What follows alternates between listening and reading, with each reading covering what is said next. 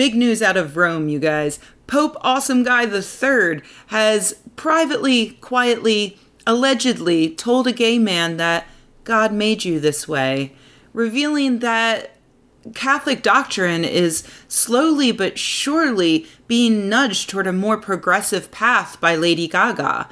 The Pope's next pronouncement will surely involve forgiveness for paparazzi, but only those who chase you down until you love them.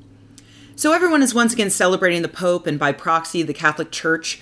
I have a few tiny issues with this. One is that the headlines are highlighting one thing that the Pope didn't even say on record and which has no actual direct impact on Catholic doctrine. Instead of talking about the entire reason for that gay man's visit to the Vatican, he was there because he was a young victim of pedophile priests, and the Pope had previously been hardcore defending the Chilean bishops who spent decades covering up these crimes. When an internal investigation revealed that, hello, this is obviously a huge fucking problem, the Pope finally reversed his position and apologized, and then called all the Chilean bishops to Rome, where they eventually offered their resignations.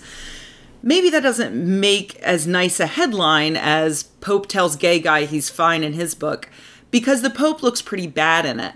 Unless, of course, you have rock-bottom expectations for the Pope, which it turns out pretty much everyone does, because even this is seen as a huge win for him. Pope Francis was cardinal in Argentina from 2001 to 2013, where it would be literally impossible for him to have not heard of the Catholic sexual abuse crisis and the previous pope's hand in that crisis. And you would hope that he would have an inkling of what was happening in that regard in his neighboring countries. But in this retelling, he was blissfully ignorant and just believed the priests instead of the children they abused for years, until the evidence was so overwhelming that he was forced to acknowledge it. But that gets him a good behavior cookie, and so does privately reassuring a gay man that he was born this way. No word on whether or not gay people are allowed to start having sex with each other, or whether they're still going to hell, or whether the Pope still considers transgender people to be nuclear weapons. That's a thing, he said. I really do understand why people want to applaud even the smallest step forward. That's probably a good idea that will convince evil people and organizations to very slowly become less evil. And I guess if I had to choose between two evils, I would pick the lesser. But I can't do it. I can't applaud Hitler for being a vegetarian. And yeah, I did just compare the Catholic Church to Hitler because it's 2018. Godwin's law is moot.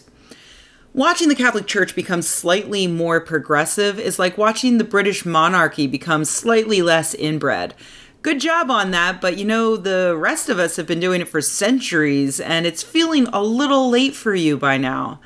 Here's my main issue. Organizations like the Catholic Church shouldn't be taking baby steps. The entire world took baby steps because changing the culture of the entire world is really fucking hard. The Catholic Church is now lagging behind the rest of us, and in order to catch up, they need to be working harder and faster to catch up to us. We're on mile 16 of the marathon, and the Pope is still lacing up his sneakers. What he needs to do is go stand out on his little balcony and tell the throngs of people below that gay people are exactly equal to straight people. They're not sinning. They can love and marry who they want. Trans people are people, not weapons. Women are people who deserve bodily autonomy and access to safe abortions.